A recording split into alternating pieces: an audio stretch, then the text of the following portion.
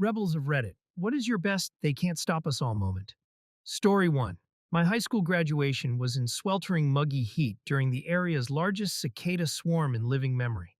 And because we were the children of upper middle class snobs, senators, and lobbyists, they had a ton of guest speakers and theatrics that were 6 hours long in our stadium. So there we all were, bugs as large as an entorned thumb landing on us every other minute, dying in the swamp heat of the DC area under full sun in cheap vinyl gowns.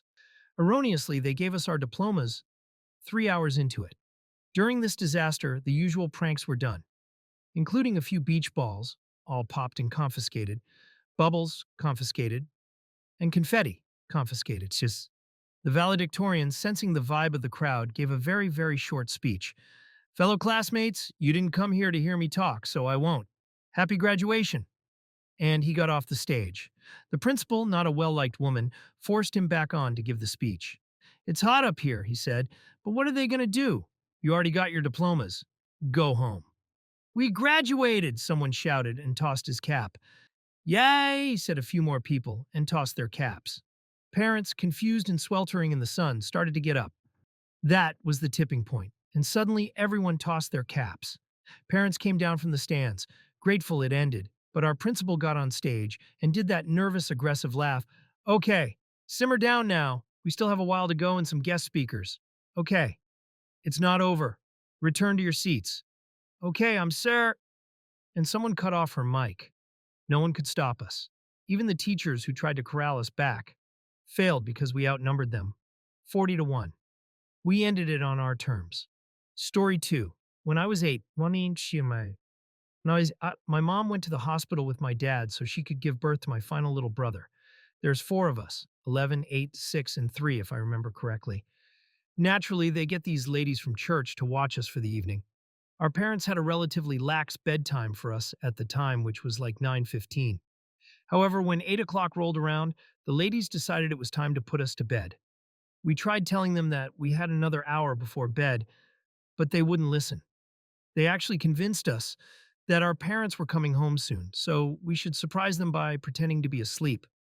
We all thought it was kind of lame, but being at the age we were, we fell for it. We go through our routine and get in bed about 8:10. Since we weren't used to going to bed at this hour, we were all lying in bed dejectedly, trying not to think about all the play we were missing out on. Or at least I was. We all slept in the same room, but it was dark. It was then, as I was lying in bed, thinking about my life decisions, that I realized we'd been bamboozled. I shot up and said something along the lines of, "Guys, they tricked us. Let's go get them." I leapt out of bed, my siblings behind me, and we ran through the house, making the obnoxious noises children our age made. The one lady was actually on the phone with Dad, telling him we were asleep when we erupted from the bedroom, hollering joyously. Her face fell with disappointment, but she didn't try to force us back to bed. The Bedtime Rebellion. Story 3. Back in high school, there was a really big budget cut for extracurricular activities in the entire district. Several sports teams and clubs were canceled. A lot of students needed those for their college applications and things. Different protests happened at other schools, but our school did an every period walkout. Halfway through every class, all the students would get up and leave. The whole school took part, 2,500 plus students. The same would happen in the next period. We did this for a month and a half. If you wanted to remove a big portion of what made school important, we would too. The budget was reinstated shortly after. Other schools would pick a day to not show up. Others had teachers hold the clubs, regardless of budget or not. Good times. Story 4. I was in the show choir, and we ended each school year with a big concert, performing our show for the last time. I was getting kind of emotional for my senior year show, as it was the last time I'd ever be in show choir. Well, the week before the show, a bunch of us were getting half-off apps at Applebee's, a regular hangout for post-rehearsal cheap treats. The conversation shifted over to Super Troopers, and we started thinking of hilarious moments in our show where we could meow instead of sing the words, like which soloist could sneak it in, where could we all sing it together, etc. Sunday's show arrives. The set started, I was tearing up already, and our soloist started out. A dream is a wish your heart meows. It was the most fun ever. It was totally worth it. Our choreographer throwing a fit and threatening not to work with us again. Our band director getting all high and mighty that it wasn't appropriate. and our choir director's wife coming to class the next day to yell at us for about 10 minutes. Story 5.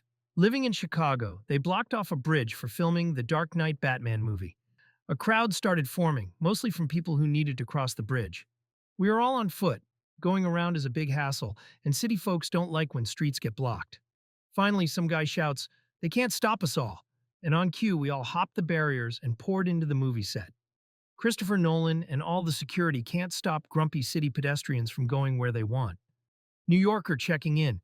Used to live in the LES, where movies were constantly being filmed.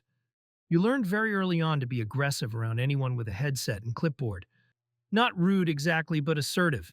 They used to block off the area right in front of my apartment, and I'd be damned if I was going to let anyone keep me from getting home after a long day of work. Interesting, and only vaguely related, side story. One day I was coming home from my weekend drill and hadn't changed out of my uniform. I'm passing through a set, and a PA assumed I was an extra and started yelling at me to get with the others. So, being game, I joined a bunch of other folks dressed like cops across the street. Nobody was quite sure why an extra was dressed up like an airman. It took them about 20 minutes to figure it out. When I told them I was just trying to get to my apartment, the PA mumbled something about thanking me for my service, then asked that I get off the set. Story 6. I shared this story on another thread, but it definitely fits. Halloween costumes were banned at my high school because of some idiots like 10 years before that dressed up and used it as an excuse to hide their face while they vandalized the school. My senior year, more than half of the class decided that we would still dress up and march into the school together in the morning. We all knew we would be punished right away. But it didn't matter. I stayed up all night making a suit of armor out of metallic duct tape and cardboard, along with a broomstick horse to ride. The next day, we all gathered in the parking lot and waited for everyone to show up. People went all out, and there were a lot of amazing costumes. And after about 20 minutes of waiting, we started our march in. The deans had learned of our plan and were waiting for us right as we entered. They started pulling people aside in groups and taking student IDs to hand out detentions. In my group, there was one guy dressed up as an ATM, and when the dean asked for his ID, he started making ATM noises and then slipped the ID out through the slot where you would put your debit card in. It was one of the funniest things, and I was so jealous that my costume was not as clever as his. Even though having so many of us participate was pretty awesome, his costume just made that whole event for me. Story 7. It was senior prank week, and I went to a high school of about 3K. We had two cafeterias at the time, a small one and a large one with two stories. In the large one, every senior went around passing notes that there was going to be a food fight at a certain time during this lunch period. And it happened about 100 students flipped their tables as shields and started throwing food everywhere. People were running into the kitchen grabbing food to throw as well. When I thought it couldn't get worse, about 40 other seniors came through the doors before teachers could barricade the doors, and everyone started throwing crap. It was awesome. The cops were called to stop it. They never caught the original guy who started it, and they definitely weren't going to waste time asking 140 students. So no one got in trouble, but we were all asked to clean up. Despite it being in the middle of the day, it was fun. Yay. Story 8. A school had a policy where we had to give our phones to the school for inspections because somebody had sent my friend a video of him and another student making babies. So the whole school decided to change their phone background to our school logo, but written under is "This is crap." Since it was a person as the logo, we put a red nose and clown hair on it, and our masterpiece was complete. The school saw this as inappropriate and said that any kid with this background on their phone was to be sent to the dean's office. Over 500 kids were sent to the office, and then the school spent a week trying to find the mad lad who spray painted "This is bullshit" under the school name. Soon there were posters of the "This is crap" logo everywhere. Then the school announced that they would stop checking students' phones after a kid said he was going to call his lawyer, and dialed his dad. I guess checking kids' phones and scrolling through all their messages is a big no-no. Story 9. I went to a public school and we had a religious thing once a month. Random Christians would come talk about God through music or comedy ECT. One time they passed out hundreds of tiny Bibles to all students. This was just before recess, teachers were everywhere. One student decided to light his Bible on fire and huck it at another student who returned the favor. The teachers came for both of them, but somewhere in the fray someone yelled, "Bible fight!" It was pandemonium. Bibles were flying everywhere, kids were making wasps out of the pages. If held right, you could slap students with the leather covers. It was so chaotic that the teachers had to retreat, and school was let out for the day. There was an assembly the next day to encourage students to rat out the delinquents, which didn't work because nearly everyone was involved. They never handed anything out after that. Story 10. Back in fifth grade, we had a lunch aide who I'll call Bob. Bob was chill, down to earth, and nice, so we all liked him. Fast forward to sixth grade, and Bob had disappeared. In his place was a stern, mean, and probably depressed Gen Xer. This girl wouldn't let us go outside for recess until everyone in the room stopped talking, and even her voice made her sound like someone you'd like to punch. One day, when she forced us all back into the cafeteria after we wouldn't shut up when we were already lined up to go outside, something happened. "We want Bob! We want Bob!" It didn't matter if you were the quiet kid or a Kyle.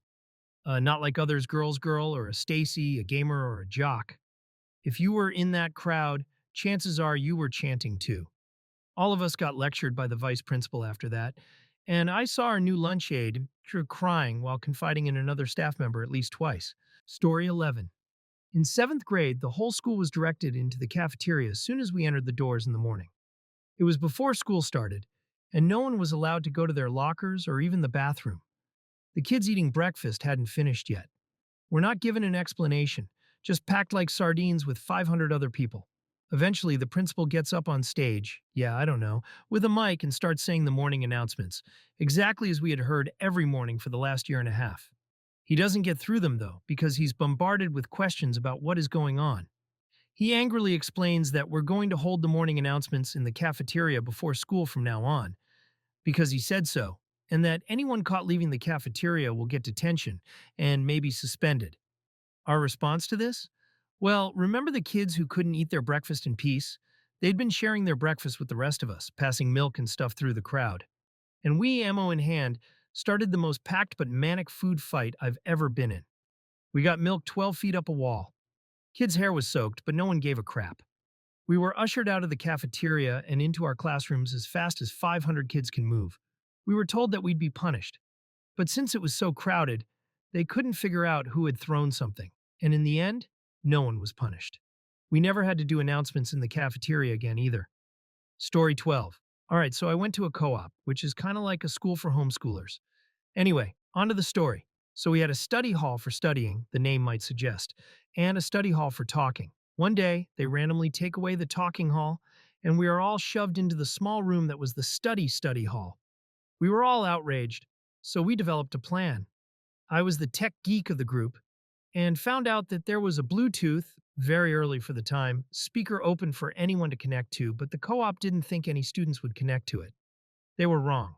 So we developed a plan by which I would play a song of the group's choice, and when it reached a certain lyric, we would all scream like crap was raining from the sky.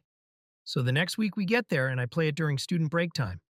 The song was All Star, and when it reached Hey Now You're an All Star, we all screamed as loud as we could.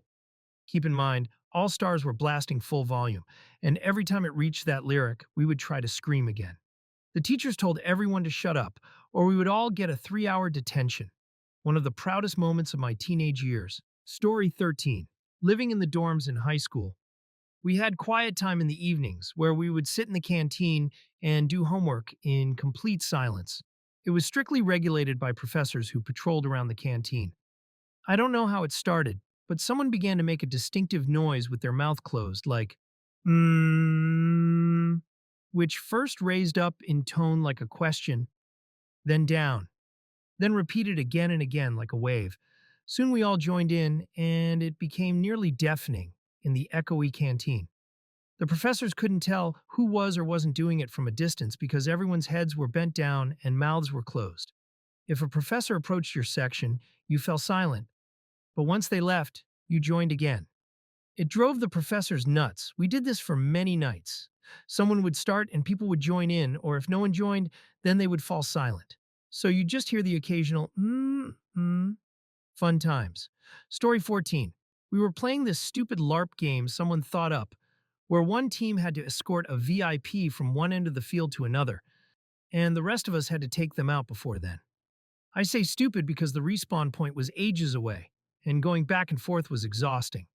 Eventually, we're dying in this constant stream of people walking back and forth to respawn, and I tell everyone to hold up. Instead of going back in as soon as we can and getting picked off like this, we should regroup, build up some numbers of our own, then charge them all at once. We made a single rank in front of them right at the end of the zone and charged when they got near, wrapping around their shield blob, and they unfolded to meet us, which opened their back up. I got in behind their line and shanked the VIP for the win. Story 15. So I went to an alternative high school for kids with behavioral disorders and emotional disturbances. We were all complete craps to the teacher and to each other because that's just what happens when you stick a bunch of troubled teens together. Anyway, on Fridays we had art. Everyone loved art. Art was the one place we could express ourselves. The teacher treated us like human beings and not future addicts or criminals. In general, it was the one thing that brought everyone together. And then one day our teacher told us we wouldn't be having art because they decided that it was important to do a team building class instead.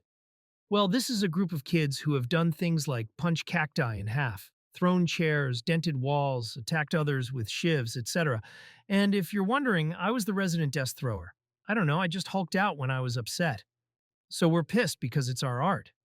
And we don't want to do a stupid team building exercise, but we'll lose privileges if we're not in the class.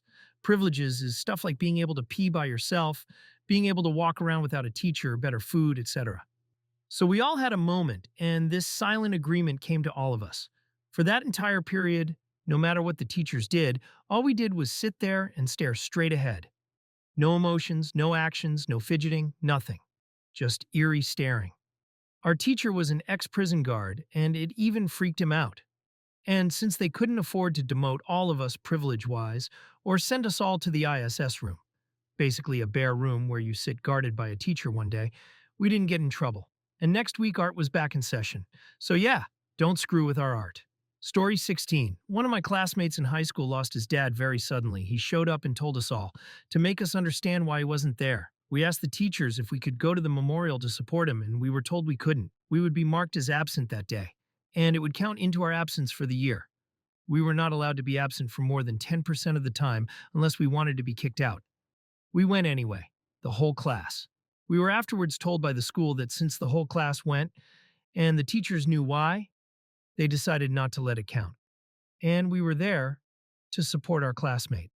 Story 17. Back in 8th grade, it was a few days before we graduated junior high and on our way to high school. Me and my buddies were all sitting at the lunch table, and I just got my nachos from the nacho line. My buddy comes up with a great idea and tells me to throw my nachos behind me. I, of course, being dumb and open to anything, said screw it, we're gone in a few days anyways. So I threw my nachos behind me, and I slowly turned around to notice I threw it at one of my girlfriends. So she threw her food right at me, and then we screamed and started an epic food fight in the lunch area. Let's just say we left as legends. Story 18. We had an incident at my high school that we called the Fire NATO. So my school was an open campus, like a really small college campus, and every morning people would wait outside for classes to start, unless it was raining. One morning we had a tornado warning or watch, which was kind of uncommon for the area, and so all 3,000 plus students were crammed into two small buildings for like 2 hours or so. Within the span of like 10 minutes, there were four separate fights in the smaller of the two buildings. I guess that sparked something in some of the students because absolute madness broke out throughout the rest of the day. People were fighting in hallways, bathrooms, courtyards, and even the parking lots.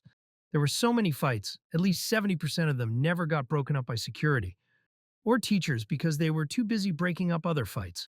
People would fight in between classes and stop when the minute bell rang and just walk to class like nothing happened. It ended in a massive brawl outside the McDonald's parking lot down the street after school. It was an absolute crap show. Story 19. Not me, but I witnessed a true rebel a week ago. Every year I go to an outdoor festival with my partner and her